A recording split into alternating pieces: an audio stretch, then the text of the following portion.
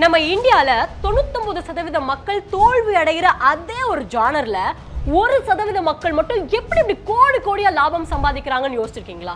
துணிச்சலோட 25 வருஷமா ஆசிரியரா இருந்து அவருடைய 45வது வருஷத்துல இவ்வளோ காலமா சேர்த்து வச்ச பணத்தை பங்குச்சந்தையில முதலீடு பண்றாரு. இவருடைய தனித்துவமான அணுகுமுறையால சாதாரணமா இருந்த மனுஷன் இப்போ ஒரு சாதனையாளரா மட்டும் ஆகி நிக்காம கோடிகளுக்கு ஒரு சொந்தக்காரரா இருக்காரு, மிகப்பெரிய பணக்காரர் அப்படிங்கிற லிஸ்ட்ல வந்திருக்கிறாரு. ஸ்டாக் மார்க்கெட்டின் ஜாம்பவானான PR சுந்தர் அவர்களை பத்தி தான் நான் பேசுறேன்னு நிச்சயமா உங்க எல்லாருக்குமே தெரிஞ்சிருக்கும். ஸோ இன்னைக்கு அவரை தான் மீட் பண்ணி நான் லைவா வந்து பேச போறேன். இந்த ஒரு உரையாடல்ல PR சுந்தர் அவர்கள் சந்திச்ச சவால்கள் என்ன, அதை எப்படி அவரு ஃபேஸ் பண்ணாரு, முதல் முறையா ஒரு ட்ரேடிங் பண்ணியிருப்பார் இல்லையா, அந்த அனுபவம் என்ன, எப்படி இவ்வளோ பணம் சம்பாதிச்சாரு, எல்லாரும் தோக்கும் போது இவர் மட்டும் எப்படி ஒரு ஆளா ஜெயிக்கிறாரு, அண்ட் இப்போதான் முதல் முறையா நீங்க முதலீடு பண்ண போறவங்களா இருந்தீங்கன்னா எதுல முதலீடு பண்ணலாம் அப்படிங்கிற அட்வைஸ் டிப்ஸ் எல்லாம் கொடுக்க போறாரு. ஃபர்ஸ்ட் டைமா ஸ்டாக் மார்க்கெட்டுக்குள்ள ட்ரேடிங்குள்ள நுழைய போற ஒரு நபரா இருக்கீங்கன்னா நீங்க எந்தெந்த விஷயத்தெல்லாம் கவனத்துல வச்சுக்கணும், உங்களுடைய கோலை எப்படி அச்சீவ் பண்றது, அதற்கான வழிமுறைகள் என்ன அப்படிங்கிற பல விஷயங்கள் தான் இந்த வீடியோல நீங்க பார்க்க போறீங்க. நாங்க பேசியிருக்கிறோம். ஸோ வீடியோ எண்டு வரைக்கும் பாருங்க. Welcome to freedom Tamil money channel. நான் உங்க யுவராணி. அண்ட் இந்த வீடியோ பத்தின கருத்துக்களை நிச்சயமா கமெண்ட் செக்ஷன்ல சொல்றதுக்கு மறந்துடாதீங்க. வாங்க வீடியோக்குள்ள போலாம். வணக்கம் சார், எங்களோட ஷோக்கு நீங்க ஃபர்ஸ்ட் டைமா வந்திருக்கீங்க. நிறைய விஷயங்கள் மக்களுக்கு சொல்லிட்டு இருக்கீங்க. அவங்களோட லைஃப்ல ஒரு பெரிய இன்ஸ்பைரிங்கான ஒரு பர்சனா இடம் பிடிச்சிருக்கீங்க. அப்படி இருக்கும்போது நம்மளுடைய ஃப்ரீடம் மணி சேனல் பொறுத்தளவுல நிறைய மக்களுக்கு எப்படி இந்த விஷயங்கள் தெரிஞ்சுக்கணும், என்னென்ன தவறுகள் பண்ணக்கூடாதுன்னு இந்த ஃபினான்ஸ் ரிலேட்டடான விஷயங்கள் நம்ம மக்களுக்கு புரிய வைக்கிறோம். அந்த மாதிரியான ஒரு இது வந்து சோஷியல் சர்வீஸ் அப்படின்னு கூட சொல்ல நீங்க செஞ்சுட்டு இருக்கிறது. அதன் மூலமா மக்கள் மத்தியில நீங்க ஒரு பெரிய இடம் பிடிச்சிருக்கீங்க. அந்த வகையில எங்களோட நிகழ்ச்சிக்கு வந்தது ரொம்ப ரொம்ப தேங்க்யூ PR சுந்தர் அவர்களே. சார், சோ இன்னைக்கு நம்ம எதை பத்தி பேச போறோம் அப்படின்னா, உங்களை பத்தி தெரியாதவங்க அப்படின்னு தமிழ்நாட்டுல மட்டும் கிடையாது, வேர்ல்டுலயே வந்து உங்களை பத்தி நிறைய பேருக்கு தெரியும். அது தமிழ்நாட்டு மக்கள் மத்தியிலுமே நீங்க ஒரு பெரிய இடம் பிடிச்சிருக்கீங்கன்னு இப்பதான் நான் சொன்னேன். அப்படி பார்க்கும்போது உங்களோட ஜேர்னி இருக்குல்ல சார், அது பயங்கர இன்ஸ்பைரிங்கா இருக்கு. சோ அந்த ஜேர்னி பார்க்கும்போது ஒரு சாதாரணமா அப்போ நடக்கிறது இந்த லக்கு அதெல்லாம் கிடையாது. அது கடின உழைப்பு இருக்குன்றது அதுல தெரியுது தெளிவாவே. ஒரு ஜேர்னி, நீங்க ஒரு மேத்ஸ் டீச்சரா இருந்திருக்கீங்க, இப்போ ஒரு மல்டி மில்லியனரா இருந்திருக்கீங்க, ஒரு டீச்சர்ல இருந்து ஒரு ட்ரேடர். சோ இவ்ளோ பெரிய ஒரு டிரான்சிஷன் பார்க்கும்போது வியப்பா இருக்கு. எப்படி தோணுதுன்னா, நம்மளா ஒரு மிடில் கிளாஸ்ல இருக்கோம், சோ நம்மளாலே இந்த மாதிரி ஏதாவது பண்ண முடியுமா அப்படின்னு நினைச்சிட்டு இருக்கும் போது முடியும் அப்படிங்கறதான் நீங்க நிரூபிச்சு காமிச்சிருக்கீங்க. சோ ஃபர்ஸ்ட் பார்க்கும்போது எனக்கு சிம்பிளா சொல்லணும்னா, சாக் டு சார்ட், ஒரு சாக் பீஸ்ல இருந்து நீங்க சார்ட் விஷயங்கள் ரொம்ப தெளிவா அழகா பண்ணிட்டு இருக்கீங்க. சோ இந்த ஒரு டிரான்சிஷன் எப்படி நடந்துச்சு சார்? ஏதோ உங்களுக்கு வந்து ஒரு இன்ஸ்பைரா இருந்தது, இது நம்ம பண்ணியே ஆகணும்னு எப்போ ஒரு ஸ்டெப் எடுத்தீங்க, அந்த மாதிரி விஷயங்கள் சார்? இல்ல, நான் பிறந்தது வளர்ந்தது எல்லாம் வட சென்னையில தான். அதுக்கப்புறம் நான் வந்து ஒரு மேத்தமெட்டிஷியன் ராமானுஜம் கேள்விப்பட்டிருப்பீங்க. அவரை பத்தி பேசும்போது சொல்லுவாங்க, அவர் வந்து மேக்ஸ்ல எப்பவுமே 100க்கு 100 மார்க் வாங்குவாரு, மற்ற சப்ஜெக்ட்லாம் ஃபெயில் ஆயிடுவார் அப்படின்னு சொல்லுவாங்க. ஏறக்குறைய நானும் அப்படிதான். மற்ற சப்ஜெக்ட்லாம் கொஞ்சம் சுமாரா படிப்பேன். இங்கிலீஷ்லாம் வந்து 35 மார்க் பாஸ்னா 36 37 அந்த அளவு தான் மார்க் எடுப்பேன். ஆனா சின்ன வயசுல இருந்து ஒரு மேத்தமெட்டிக்ஸ் வந்து கொஞ்சம் நல்லா வந்தது. பொதுவாகவே பார்த்தீங்கன்னா ஒரு இந்திய அளவில் மட்டும் இல்லை, உலக அளவிலேயே பார்த்தீங்கன்னா ஒரு தெலுங்கர்களும் தமிழர்களும் வந்து கணிதத்துல ரொம்ப புத்திசாலியா இருப்பாங்க. உலகத்திலே மிகச்சிறந்த கணித மேதை பார்த்தீங்கன்னா ராமானுஜம் தான். இப்ப இருக்கிறவங்கள மிகச்சிறந்த கணித மேதைன்னு பார்த்தீங்கன்னா சகுந்தலா தேவின்னு சொல்லலாம்.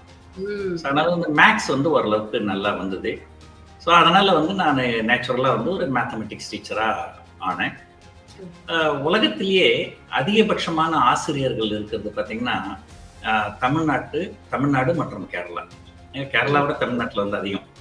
இந்த teacher training college, BEd college எல்லாம் பார்த்தீங்கன்னா இந்தியாவிலேயே அதிகபட்சம் வந்து தமிழ்நாட்டில் தான். அதனால வந்து இங்க வந்து சப்ளை அதிகமா இருக்கிறதுனால டிமாண்ட் வந்து பெருசா இருக்காது. உங்களுக்கு அரசாங்க உத்தியோகத்துல வேலை கிடைச்சா ஓரளவு நல்ல சம்பளம் கிடைக்கும், பட் தனியார் பள்ளிக்கூடங்கள்ல வந்து உங்களுக்கு பெருசா சேலரி கிடைக்காது. ஸோ சின்ன வயசுல இருந்தே நம்ம வந்து ஒரு வாழ்க்கையில முன்னுக்கு வரணும், நிறைய சம்பாதிக்கணும் அப்படிங்கிற ஒரு எண்ணம் இருந்ததுனால, சரி தமிழ்நாட்டில் வேலைக்கு போனவங்களுக்கு பெருசா சம்பளம் கிடைக்காதுன்ட்டு நான் வேற மாநிலங்களை நோக்கி போக ஆரம்பிச்சேன். நான் முதல்ல வெளி மாநிலம் போனது வந்து ஆந்திரா. ஆந்திரால வந்து ரிஷி வேலி ஸ்கூல் அப்படின்னு ஒரு ஸ்கூல் இருக்கு. சென்னையில வந்து தியோசபிக்கல் சொசைட்டி அப்படின்னு ஒன்று இருக்கு. ஸோ அவங்களுக்கு சொந்தமான பள்ளிக்கூடம் அது. அதனுடைய நிறுவனர் வந்து ஒரு ஜிட்டு கிருஷ்ணமூர்த்தி அப்படின்னு சொல்லுவாங்க. ஒரு பிலாசபர் அவரு. அந்த காலத்துல வந்து அன்னி பெசன்ட் அம்மையார் அப்படின்னு நீங்க சரித்திர புத்தகத்துல படிச்சிருப்பீங்க. ஆங்கிலேய கவர்னர் அவங்க அன்னி பெசன்ட் அம்மையார்னு. அவங்களுக்கு வாரிசு இல்லை, அவங்க வந்து இவரை தத்தெடுத்தாங்க. ஸோ அவர் பேர் தான் ஜிட்டு கிருஷ்ணமூர்த்தி. ஸோ அவருடைய பள்ளிக்கூடம் ரிஷிவேலி பள்ளிக்கூடம். அதுல கொஞ்ச நாள் நான் வேலை செஞ்சேன். அதுக்கப்புறம் அங்கிருந்து நான் வட இந்தியா நோக்கி போனேன்.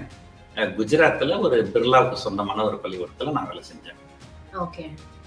சரி, அப்போ வந்து தமிழ்நாட்டில இருந்து ஆந்திராவுக்கு போய் ஆந்திரால இருந்து குஜராத் போனாலுமே சரி, நம்ம இந்தியாவில் இருக்கிற வரைக்கும் நமக்கு நிறைய சம்பளம் கிடைக்காது, நம்ம வந்து வெளிநாட்டுல போய் வேலை செய்யணும் அப்படின்னு சொல்லிட்டு தொடர்ந்து வெளிநாடு போறதுக்கு நான் முயற்சி பண்ணேன்.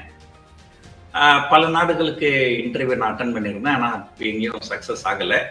கடைசியாக வந்து சிங்கப்பூரில் வேலை செய்யறதுக்கு எனக்கு ஒரு நல்ல வாய்ப்பு கிடைச்சிது. சிங்கப்பூரில் மினிஸ்ட்ரி ஆஃப் எஜுகேஷனே இந்தியாவுக்கு வந்து ஆசிரியர்களை தேர்வு செஞ்சாங்க. அதில் நான் செலக்ட் ஆகிட்டு 1994 நான் சிங்கப்பூர் போயிருந்தேன். அப்போது நான் சிங்கப்பூரில் ஒரு ஆசிரியராக வேலை செய்யறதுக்கு போயிருந்தேன். ஒரு சின்ன விஷயம், உலகத்திலேயே ஆசிரியர்களுக்கு அதிகபட்சமான சம்பளம் கொடுக்கக்கூடிய ஒரு சில நாடுகள்ல வந்து சிங்கப்பூர் ஒரு நாடு. சிங்கப்பூர்ல வந்து ஆசிரியர்களுக்கு உண்மையிலேயே வந்து அதாவது பொதுவா எந்த நாட்டிலையுமே வந்து இராணுவத்துல வேலை செய்யறவங்களுக்கு அதிகபட்ச சம்பளம் கொடுப்பாங்க அரசாங்கம் பொறுத்த வரைக்கும். அது காரணம் என்னன்னா அவங்க உயிரை பணயம் வச்சு செய்யறாங்க. அதே போல சிங்கப்பூர்ல பாத்தீங்கன்னா 2 துறையில வேலை செய்யறவங்களுக்கு தான் அதிகபட்ச சம்பளம் அங்க. ஒண்ணு இராணுவத்துல வேலை செய்யறவங்களுக்கு, இன்னொன்னு வந்து பள்ளிக்கூட ஆசிரியர்களுக்கு. எவ்வளவு ஈக்குவலா அவங்க பாக்குறாங்க பாருங்களேன். அந்த மதிப்பு கொடுக்கிறது ரொம்ப முக்கியமா இருக்கு சார். ஆமா. சோ அதனால வந்து நான் சிங்கப்பூர்ல ஆசிரியரா இருந்தப்போ எனக்கு ஓரளவுக்கு நல்ல சேமிப்பு இருந்தது. இன்னைக்கு நான் வந்து ஒரு பங்குச்சந்தை வர்த்தகத்துல இருந்து இவ்வளவு பெரிய ஆளா இருக்கிறது மட்டும்தான் நிறைய பேர் பாக்குறாங்க. இது எல்லாமே ஒரு கடந்த 10-15 ஆண்டுகள்ல வந்த வளர்ச்சி. ஆனா இந்த 10-15 ஆண்டுகால வளர்ச்சிக்காக அடிப்படை எதுனா, அதுக்கு முன்னாடி நான் வந்து ஒரு கிட்டத்தட்ட ஒரு 20-25 வருஷம் நான் வந்து தொடர்ந்து போராடி அந்த ஒரு பேஸ் கேபிட்டல் அப்படின்னு சொல்லுவாங்க. அதாவது ஒரு வர்த்தகம் பண்ணணும்னாக்கா கையில பணம் வேணும். அந்த பணம், அந்த கேபிட்டல் சேர்க்கறதுக்கு நான் வந்து ஒரு 20-25 ஆண்டு காலம் வந்து சின்ன வயசுல உழைச்சேன். ஸோ அது நிறைய பேருக்கு தெரியாது. பொதுவாக வந்து நீங்க பார்க்கும்போது வந்து ஒரு மரம் வந்து வெளியே தெரியும், ஆனா அந்த மரத்துக்கு கீழே வேறு எவ்வளவு ஊன்று இருக்குது அப்படின்றது யாருக்கும் தெரியாது. ஸோ அது போலதான். ஸோ முதல் ஒரு 20-25 ஆண்டு காலம் நான் வந்து ரொம்ப கடுமையா உழைச்சி இந்த சேமிப்பு ஓரளவு சேர்த்து அதுக்கு அப்புறம் தான் நான் வந்து பங்குச்சந்தைக்கு நான் வந்து நான் பங்குச்சந்தைக்கு வரும்போது எனக்கு கிட்டத்தட்ட ஒரு 45 வயசு இருக்குன்னு நினைக்கிறேன். அதுக்கப்புறம் தான் வந்தேன். நான் சிங்கப்பூர்ல வேலை செய்யும்போது ஏதோ ஒரு சில காரணங்களுக்காக நான் இந்தியா திரும்ப வந்துடணும் அப்படின்னு முடிவு பண்ணேன். ஸோ அப்போதான் நான் ஒரு கிட்டத்தட்ட ஒரு 45 வயது இருக்கும்போது நான் திரும்ப வந்துட்டேன். திரும்ப வந்ததுக்கு சிங்கப்பூர்ல 25 இயர்ஸ் இல்ல, நான் சிங்கப்பூர்ல வந்து கிட்டத்தட்ட ஒரு 12 வருஷம் தான் இருந்தேன். ஸோ அதுக்கு முன்னாடி கிட்ட 10-12 வருஷம் நான் இந்தியாவில் இருந்தேன், ஆசிரியராக இருந்தேன். ஸோ என்னோட மொத்த எக்ஸ்பீரியன்ஸ் டீச்சிங்ல பார்த்தீங்கன்னா ஒரு 20-25 வருஷம் எக்ஸ்பீரியன்ஸ் இருக்கும். ஒரு காலகட்டத்தில் எனக்கு ஏதோ ஒரு காரணத்தினால இந்தியாவுக்கு திரும்ப வந்துடணும் அப்படின்னு தோணுச்சு. அப்ப நான் இந்தியாவுக்கு திரும்ப வந்துட்டேன். ஆனா வந்ததுக்கு அப்புறம் என்ன செய்யறது அப்படின்னு ஒரு இது பண்ணப்போ நான் வந்து முதல்ல குஜராத்ல வேலை செஞ்சிருந்தேன் இல்லைங்களா.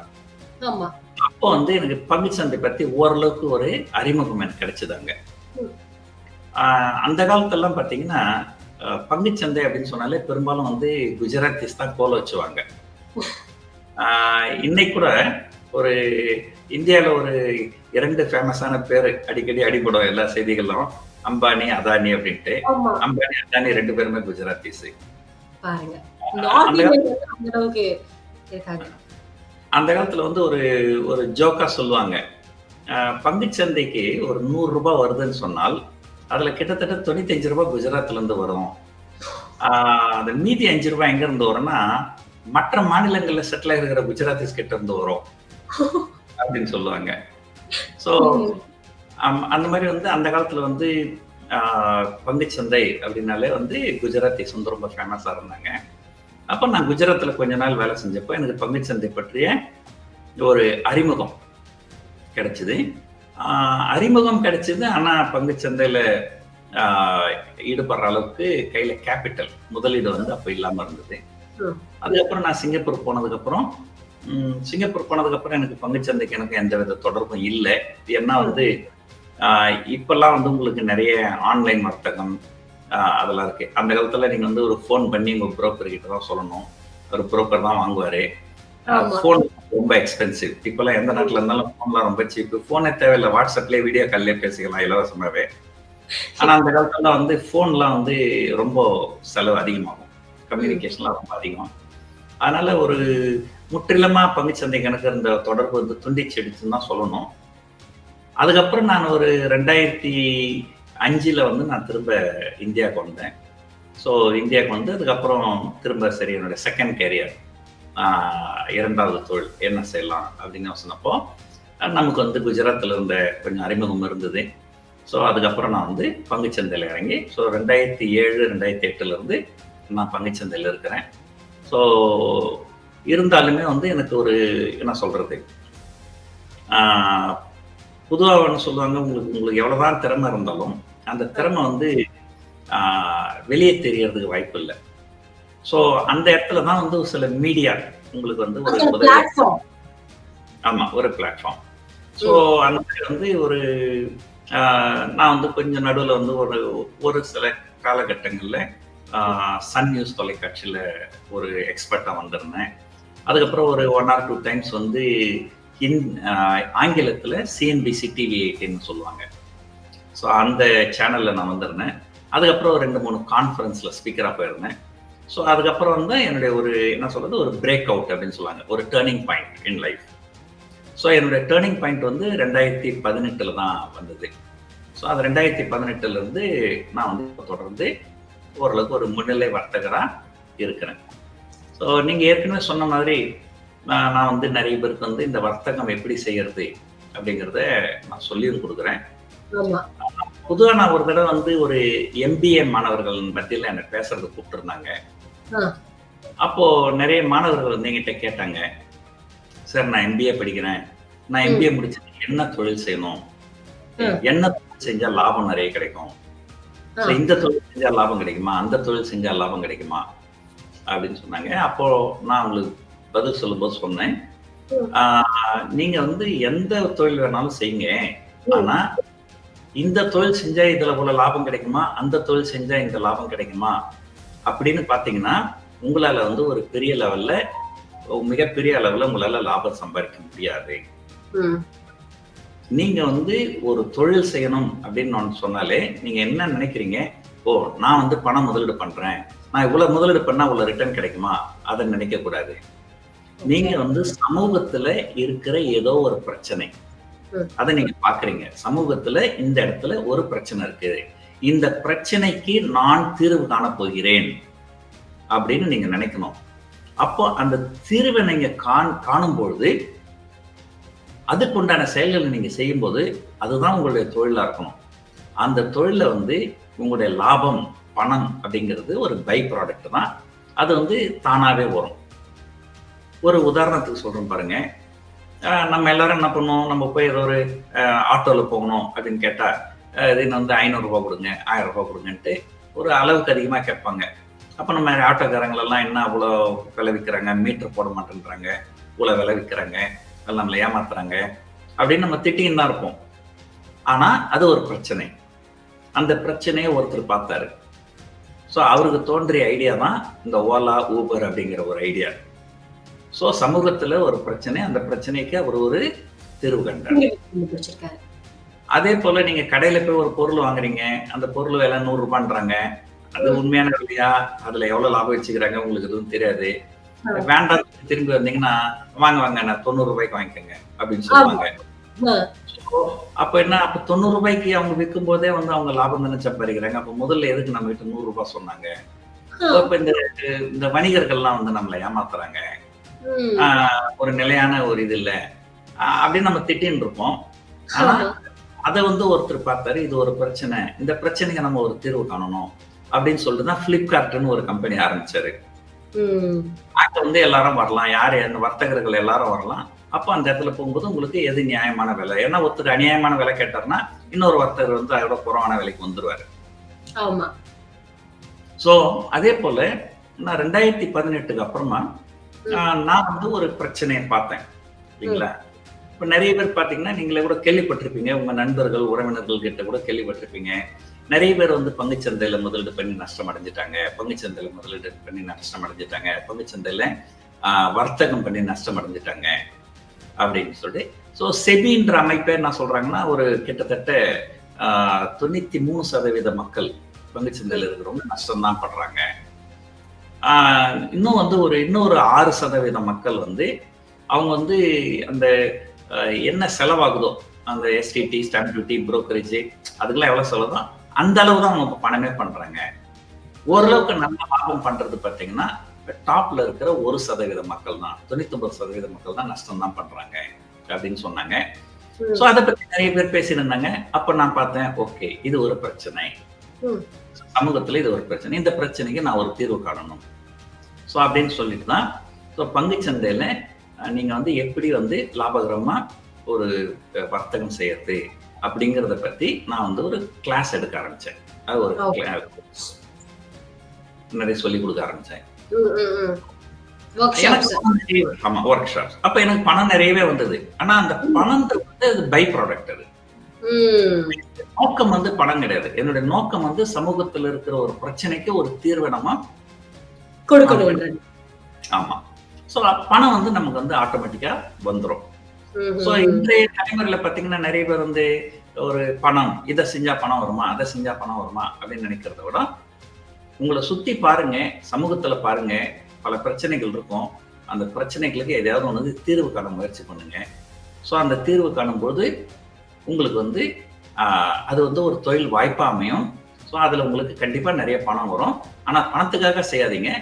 மணி is only a by product. நம்மளுடைய நோக்கம் வந்து ரொம்ப உண்மையானதா இருக்கு, கரெக்டானதா இருக்கு அப்படின்னா ஆப்வியஸா நீங்க சொல்ற மாதிரி பை ப்ராடக்ட் பணம் வரும். ஃபார் எக்ஸாம்பிள் யூடியூபே சொல்லலாம் சார். நம்ம மக்களுக்கு வந்து எஜுகேட் பண்றோம், இந்த விஷயம் பண்ணுங்க, அந்த விஷயம் பண்ணுங்க. ஆப்வியஸா நமக்கு யூடியூப்ல இருந்து பணம் ஜென்ரேட் ஆகுது இல்ல. நம்மளோட நோக்கம் வந்து ஒரு தெளிவா இருந்ததுன்னா பணம்ன்றது நீங்க கவலைப்பட வேணாம், அது ஆட்டோமேட்டிக்கா வந்துடும் அப்படிங்கிற மாதிரிதான். சோ நீங்க சொன்னதுல பல விஷயங்கள் இருக்கு. எல்லாரும் ஈஸியா நினைச்சிருவாங்க, இவர் என்னப்பா இவ்வளவு நல்லா சம்பாதிக்கிறாரு, பணக்காரரா இருக்காரு. பட் நீங்க இந்த நிலைமைக்கு வரதுக்கு பின்னாடி இருக்கக்கூடிய அந்த சமூகத்துல இருக்கக்கூடிய பிரச்சனைகள் ஒரு மிக முக்கிய காரணமா இருந்திருக்கு அப்படின்னு நீங்களே சொல்லியிருக்கீங்க. அந்த இனிஷியல் ஸ்டேஜஸ்ல நம்ம சந்திச்சிருக்கக்கூடிய சவால்கள் அப்படிங்கிறது இருக்கும்ல சார். சோ நீங்க அப்பதான் ஃபர்ஸ்ட் டைமா வரீங்க. பட் எப்பவுமே சொல்லுவாங்க, நீங்க ஸ்டாக் மார்க்கெட்ல இன்வெஸ்ட்மெண்ட் பண்ணணும்னா ஏர்லியாவே நீங்க ஸ்டார்ட் பண்ணணும், 20 வயசுல ஆரம்பிச்சிடும். பட் நீங்க 45 வயசுல ஆரம்பிச்சிருந்தாலும் ஒன்னும் தப்பு இல்ல. ஆனா நிதானமா கரெக்டா எப்போ உள்ள என்டர் ஆகணும்ன்றதா முக்கியன்றது நீங்க சொன்னதுல இருந்து எனக்கு புரியுது. இந்த இனிஷியல் காலகட்டத்துல நீங்க பல விஷயங்கள் எதிர்கொண்டிருப்பீங்கல்ல, சவால்கள் இருக்கும், தடைகள் இருக்கும். சோ என்ன ஒரு முக்கியமான ஒரு சவாலை வந்து இது ரொம்ப கஷ்டமா இருந்தது, இதை நான் வந்து ஃபேஸ் பண்ணி கரெக்டா வந்துட்டேன் அப்படிங்கிற ஒரு விஷயம் சார்? இல்ல, பொதுவாகவே வந்து எந்த ஒரு தொழில் செய்யணும்னு சொன்னாலுமே அவங்களுக்கு மிகப்பெரிய பிரச்சனையா இருக்கிறது அவங்களுக்கு தேவையான கேபிட்டல், தேவையான முதலீடு. ஒரு பெரும் பணக்காரர்களா இருக்கு, அப்பா அம்மா பெரும் பணக்காரர்களா இருந்தாக்கா அவங்க அந்த பணத்தை கொடுத்து உதவி பண்ணுவாங்க. பட் ஒரு ஏழையா இருந்து நீங்க வந்து ஒரு வாழ்க்கையில நீங்க முன்னு வரணும், ஒரு தொழில் செய்யணும்னா அந்த தொழிலுக்கு வந்து உங்களுக்கு வந்து கண்டிப்பா வந்து பணம் வந்து ஒரு முதலீடு தேவை. அந்த அந்த பணம்ன்ற முதலீடு வந்து ஒரு பெரிய பிரச்சனை தான் எல்லாருக்குமே. ஆனா நீங்க வந்து சில தொழில்கள், ஒரு மேனுஃபேக்சரிங், நீங்க வந்து ஒரு சைக்கிள் தயாரிக்கிறீங்க, அல்லது ஒரு மோட்டார் பைக் தயாரிக்கிறீங்க, அல்லது ஒரு கார் தயாரிக்கிறீங்க, ஆனா ஒரு தொழிற்சாலை வைக்கிறீங்க அப்படின்னு சொன்னாக்கா அதுக்கு உங்களுக்கு வந்து வங்கிகள் வந்து உங்களுக்கு வந்து கடன் கொடுப்பாங்க, லோன் கொடுப்பாங்க. ஆனா இந்த பங்குச்சந்தை பொறுத்த வரைக்கும் இது வந்து ஒரு இன்கம் டேக்ஸை பொறுத்த வரைக்கும் இது வந்து ஒரு பிசினஸ் அப்படின்னு கன்சிடர் பண்ணாலுமே, ஆனா வங்கிகள் பொறுத்த வரைக்கும் இந்த இந்த தொழிலை வந்து இந்த வர்த்தகம், பங்குச்சந்தை வர்த்தகம் அப்படிங்கிற தொழிலை வந்து அவங்க வந்து அது தொழிலா கன்சிடர் பண்றது இல்ல, இதை வந்து ஸ்பெகுலேஷனா கன்சிடர் பண்றாங்க. இதனால உங்களுக்கு வந்து எந்த வங்கியுமே வந்து உங்களுக்கு கடன் கொடுக்க மாட்டாங்க.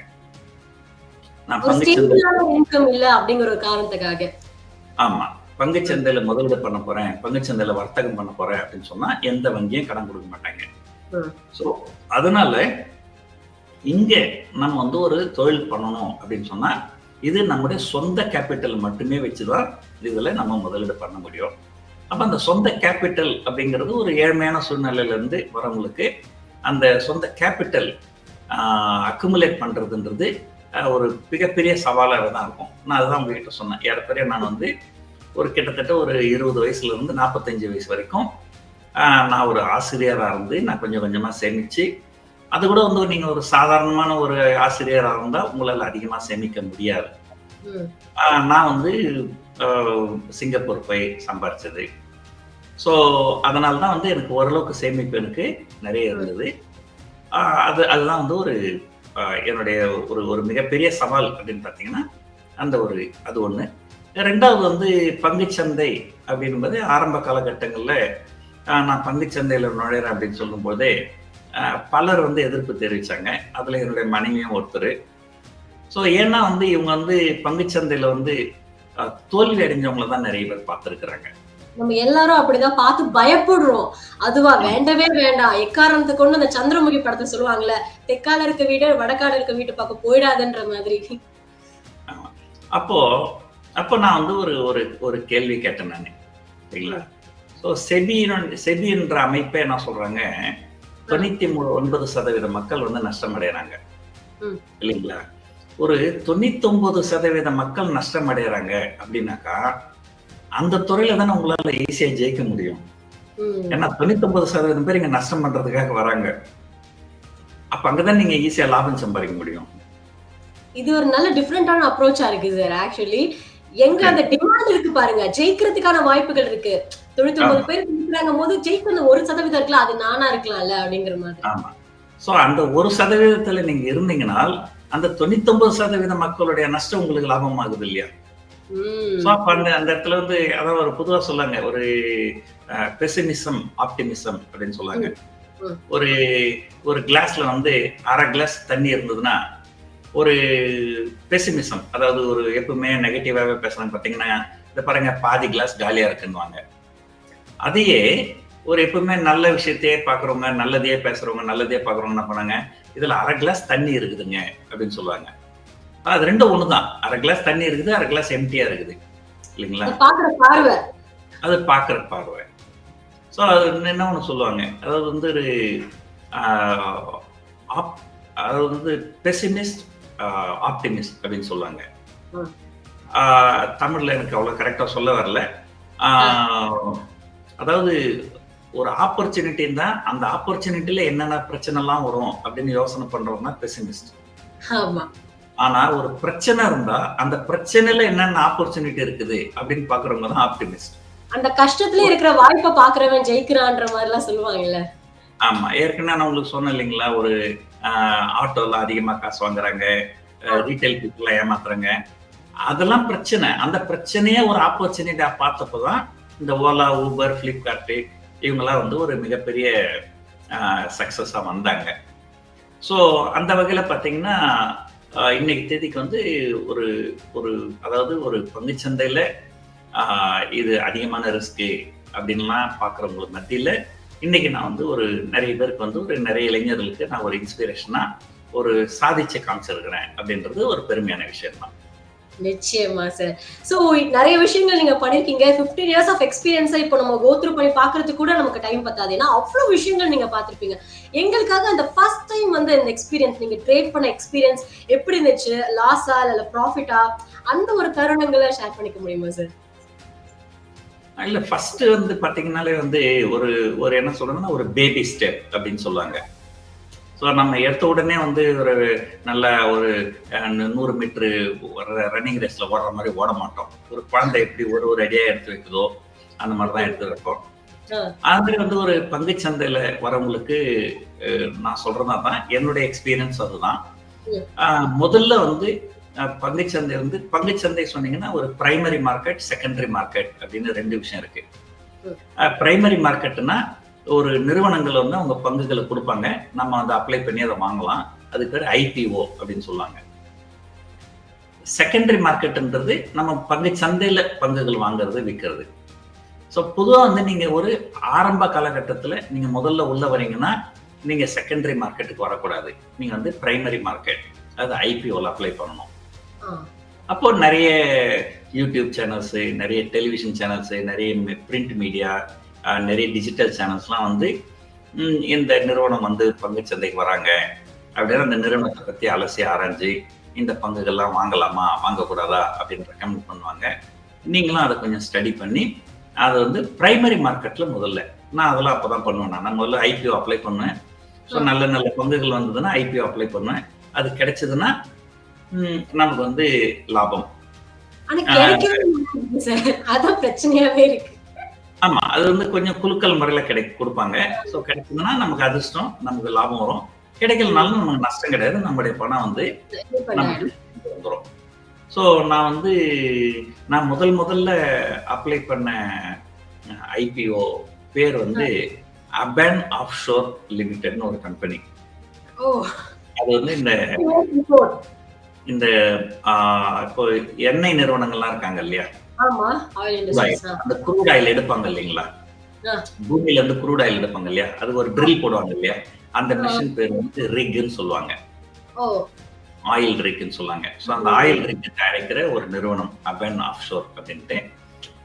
நான் ரெண்டாவது அப்ளை பண்ண நிறுவனம் வந்து லார்சன் அண்ட் டூப்ரோ. அது நிறைய பேருக்கு தெரியும். இந்த அபேன் வந்து நிறைய பேருக்கு தெரியாது, அது ஒரு சின்ன கம்பெனி. நான் ரெண்டாவது அப்ளை பண்ணது வந்து லார்சன் அண்ட் டூப்ரோ. அது வந்து 1988.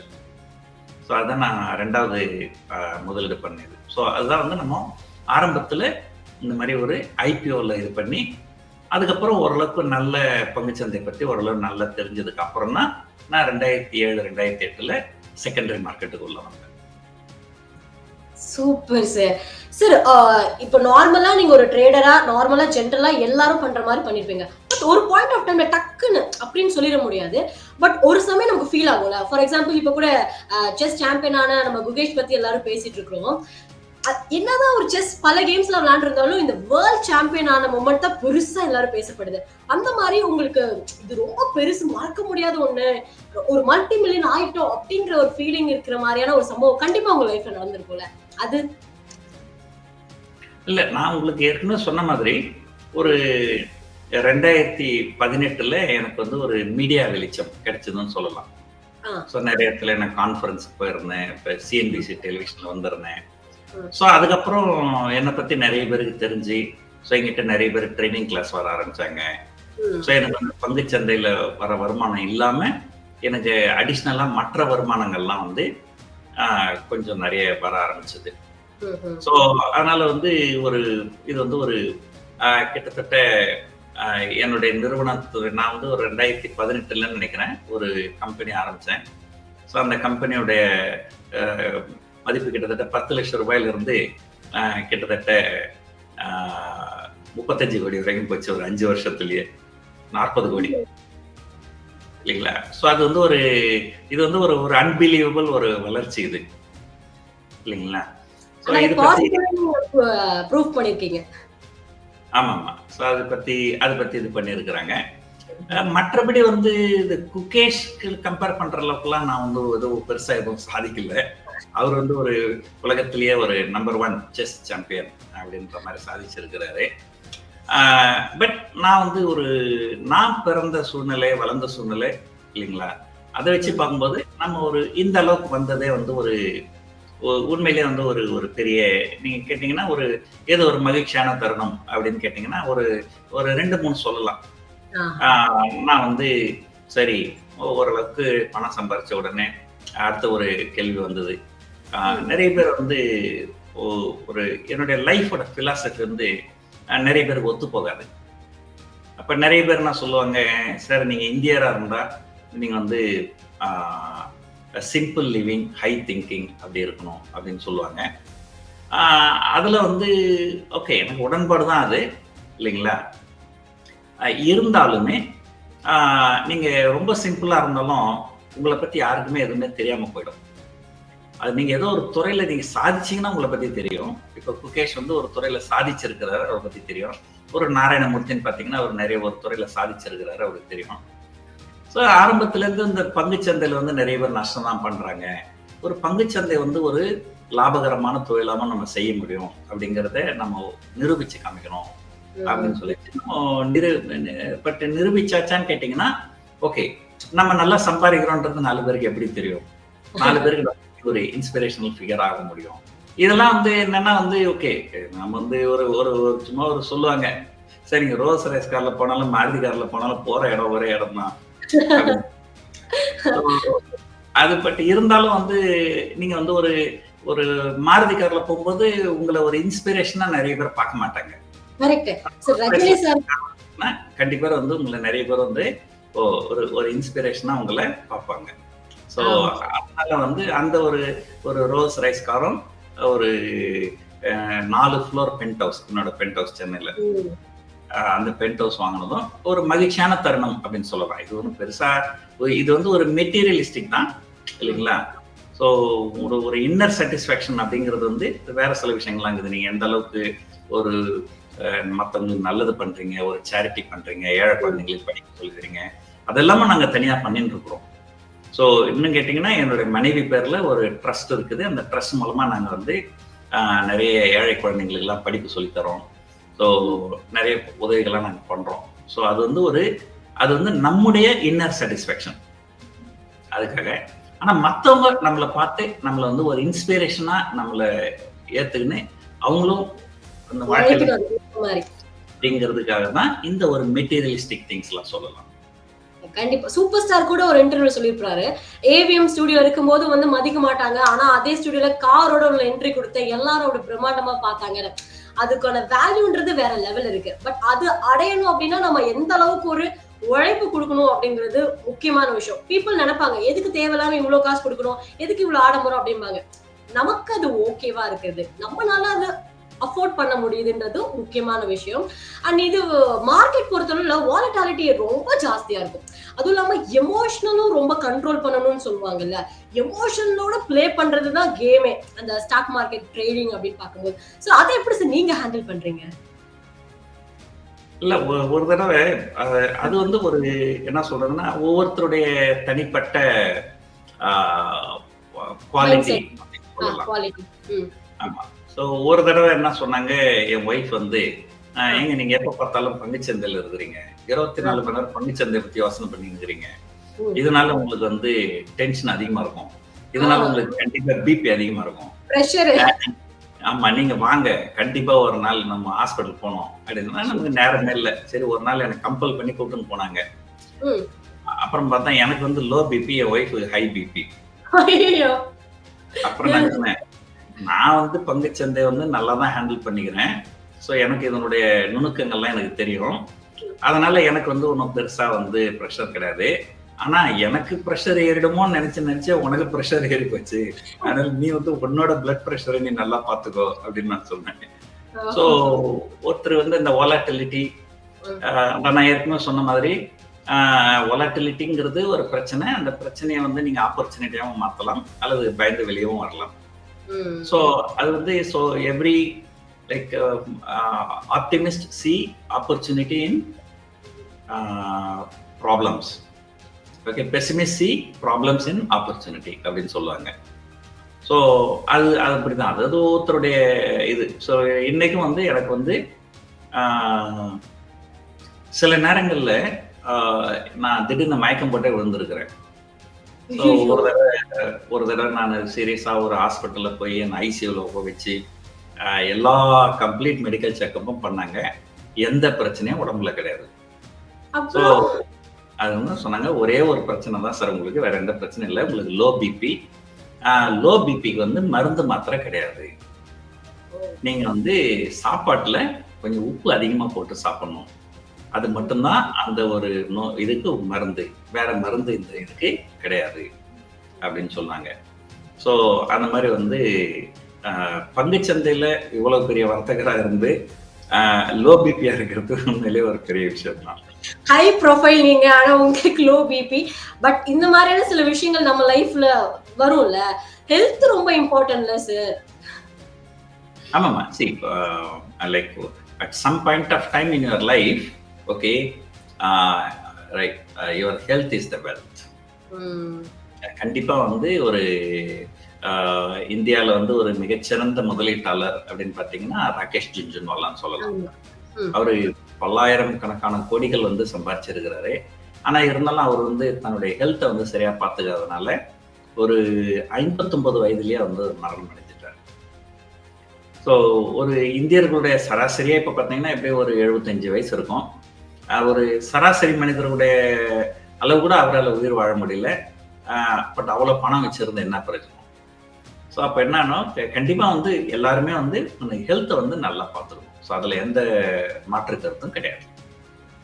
சோ கண்டிப்பா சார், இது எல்லாருக்கும் ஒரு லெசனா தான் இருக்கும். ஹெல்த் இஸ் வெல்த்ன்றது தான் நம்ம டைட்டிலாவே போடலாம், அந்த அளவுக்கு இருக்கு. சோ என்னதான் ஒரு பணக்காரரா இருக்காரு அப்படி இப்படின்றது, ஹெல்த் இல்லைன்னா இங்க ஒண்ணும் இல்லைன்றது நம்ம எல்லாரும் மனசுல இருக்கணும். நிறைய பேர் என்னன்னா ராத்திரி பகலுமா வேலை பாக்குறாங்க அந்த பணம் சம்பாதிக்கிறதுக்காக, பட் ஹெல்த்தை கோட்டை விட்டுடுறாங்க. என்ன பிரயோஜனம் அப்படிங்கிற ஒரு கேள்வி அடுத்து வருது. சோ நீங்க உங்களோட ட்ரேடிங் ஜேர்னில பாத்தீங்கன்னா கண்டிப்பா அப்ஸ் அண்ட் டவுன்ஸ்ன்றது எல்லாருக்குமே இருக்கும். பட் நீங்க சந்திச்ச ஒரு ஃபெயிலியர், பட் அதுல இருந்து நான் இப்படி மீண்டு வந்தேன் அப்படின்னு ஒரு சின்ன டிப்ஸ் கொடுத்தீங்கன்னா நிச்சயமா மக்களுக்கு ரொம்ப ஹெல்ப்ஃபுல்லா இருக்கும்னு நான் நினைக்கிறேன் சார். இல்ல பொதுவா வந்து பொதுவா என்ன சொல்லுவாங்க, ஒரு நீங்க உங்களை ஹாஸ்பிட்டல்ல சேர்த்தாங்கனாக்கா உங்களுடைய ஹார்ட் பீட்ல வந்து மானிட்டர் பண்ணாங்க ஒரு மானிட்டர்ல. அது மேலேயும் கீழே போயின்னு வந்துன்னு இருக்கும் இல்லைங்களா? ஸோ அது மேலேயும் கீழே போயின்னு வந்துன்னு இருக்கிற வரைக்கும் தான் நீங்கள் உயிரோடு இருக்கிறீங்கன்னு அர்த்தம். அது மேலேயும் கீழே போகாமல் ஒரே நிலையில நின்றுதுன்னா உங்கள் உடம்புல உயிர் இல்லைன்னு அர்த்தம். ஸோ அதே போல் ஒரு வாழ்க்கையிலேயே வந்து ஒரு ஏற்றத்தாழ்வுகள் அப்படிங்கிறது வந்து கண்டிப்பாக வந்து இருந்துன்னு தான் இருக்கும். ஸோ ஒரு உதாரணத்துக்கு பார்த்தீங்கன்னா நீங்கள் ரட்டன் டாட்டா எடுத்துக்கலாம் இல்லைங்களா? ரட்டன் டாட்டா வந்து பார்த்தீங்கன்னா ஒரு இந்த டாட்டா நேனோ அப்படின்னு ஒரு கார் தயாரிச்சாரு. அது த பிக்கஸ்ட் ஃபெயிலியர் இல்லைங்களா? ஒரு இந்திய வாகன உற்பத்தி துறையில மிகப்பெரிய தோல்வி பார்த்தீங்கன்னா அந்த டாடா நேனோ கார். அது டேக் ஆஃபே ஆகலை இல்லைங்களா? ஆனா அந்த அந்த சர்க்கிள்கள்லாம் அவர்கிட்ட இருந்தது. இது இருந்தாலுமே அதே துறையில தொடர்ந்து முயற்சிகளை பண்ணி இல்லைங்களா, இன்னைக்கு வந்து நம்ம ஆண்டவங்க வந்து ஆங்கிலேயர்கள். ஆனா இன்னைக்கு அந்த ஆங்கிலேய நாட்டுல அதிகபட்சமான மக்களுக்கு வேலை கொடுத்திருக்கிறது வந்து ரட்டன் டாட்டா. ரட்டன் டாட்டாவுக்கு வந்து அங்க ஜகுவார் அண்ட் லேண்ட் ரோவர் அப்படின்னு ஒரு கம்பெனி இருக்கு. ஸோ அந்த கம்பெனி வந்து டாட்டாவுக்கு சொந்தமான கம்பெனி. அந்த கம்பெனி தான் யூகேல இருக்கிறவங்களுக்கு அதிகபட்சமான மக்களுக்கு வேலை கொடுத்திருக்கிற ஒரு கம்பெனி. ஸோ அதாவது ஒரு ஏற்றத்தாழ்வுகள் சர்க்கிள்கள் இது இருக்க தான் செய்யும்.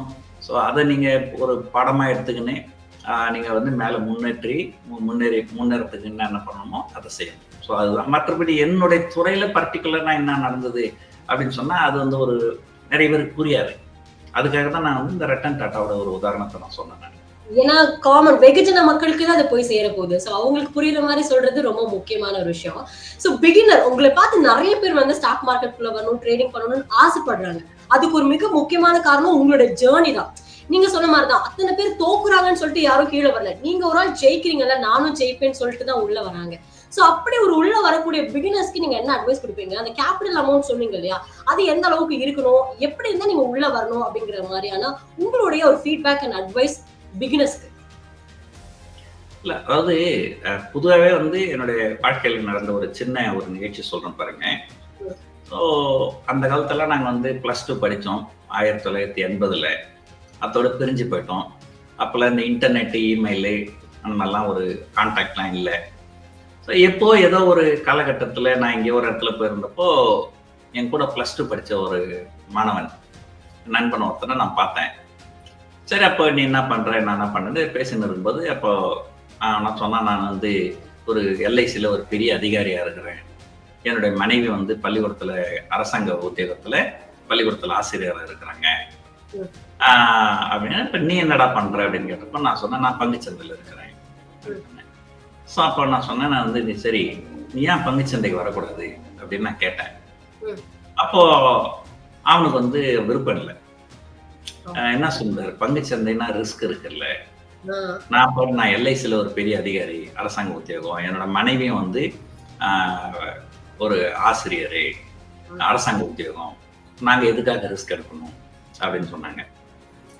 அதுக்கப்புறம் சரி பரவாயில்ல, ரிஸ்க் எடுக்கலன்னா பரவாயில்ல, ஒன்றும் பிரச்சனை இல்லை அப்படின்னு சொல்லி விட்டுட்டேன். அப்புறம் என்னாச்சு, ஒரு ஒரு ஒரு ஒரு வருஷம் 2 வருஷம் கழிச்சு அதே நண்பர் எனக்கு ஃபோன் பண்ணாரு. அவர் என்ன பண்ணியிருக்கிறாரு, அது எல்ஐசியில வேலையை விட்டுட்டு ஒரு பிரைவேட் இன்சூரன்ஸ் கம்பெனியில் வேலைக்கு போய் ஜாயின் பண்ணிக்கிறாரு. ஏன்னா சம்பளம் நிறைய கொடுக்குறேன்னு சொன்னாங்கன்ட்டு.